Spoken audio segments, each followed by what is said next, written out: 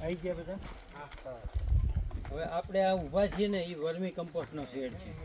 આ મારું ફાર્મ આખું મેં ડેવલપ કર્યું હોય ને તો 1984થી ચાલુ છે. અને 84થી ફાર્મના બધા જુદા જુદા અખતરા કરતાં 95થી મેં ઝેરમુક્ત ખેતી કરવાનું ચાલુ કર્યું.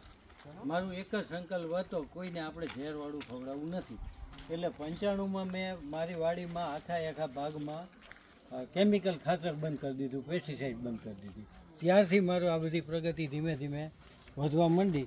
હમણાં સાહેબે ફોન કર્યો, આપણને કીધું ને કે ભાઈ ઉત્પાદન ઘટે છે.